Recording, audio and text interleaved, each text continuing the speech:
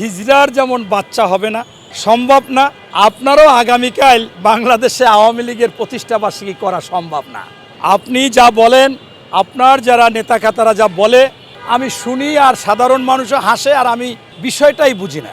এত বড় আকাম করলেন, বাংলাদেশে এই সর্বপ্রথম, বিশ্বে কোথাও নাই, ৬৫ লক্ষ লোকের নামে মামলা করলেন, নতুন নামে একটা আয়নাগর করলেন, সেইখানে গুম করলেন, খুন করলেন, দিনের ভোট রাতে করলেন, পৃথিবীতে আছে ১৫৪টা বিনা ভোটে নির্বাচিত করলেন, দামি স্বামীর ভোট করলেন, পেপার পত্রিকার হেডলাইন হলো এই কোর্ট সেই কোর্ট, সব শেখ হাসিনার পেডিকোট, সকল প্রতিষ্ঠান সাংবিধানিক ধ্বংস করে দিলেন, বিন্দুমাত্র অনুশোচনা নাই, আপনার দলেরও কেউ নাই।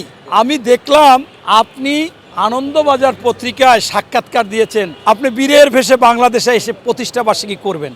আবার ওই ভারতের কলকাতার একজন গৌতম লাহারি প্রেস ক্লাবের সভাপতি, সে বলছে মাথা উঁচু করে যাবে।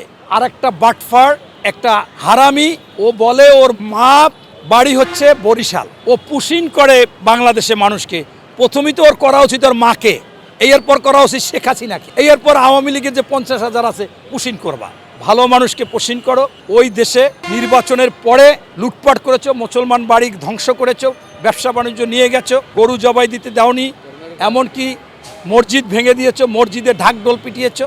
তুমিও বলো যে এয়ারপোর্টে আসবে লাল গালিচা সম্বর্ধনা দিয়ে শেখ হাসিনা যাবে। আবার মোফাজ্জেল হোসেন মায়ারে দেখলাম লাইভে আইসা বলল আসতেছি শক্তভাবে, প্রতিষ্ঠা বার্ষিকী করবে। নানক বলেছে, অত্যন্ত হাসির ব্যাপার, ৪ দিন আগে একটা লোক হঠাৎ করে, আমি মনে করলাম কি বন মানুষ নাকি, দেখি যে সে লাইভে এসে বলতেছে যে আওয়ামী লীগের প্রতিষ্ঠা বার্ষিকী হবে। পরে যখন পরিচয় দিল তখন আমি চিনতে পারলাম, এই পর্যন্ত দাড়ি, এই চুল, গোপ টোপ, একেবারে জঙ্গল থেকে কেউ বেরিয়ে আসছে, বলল আমি সাহিদ খোকন মেয়র। তা আমি বললাম এই সাহিদ খোকন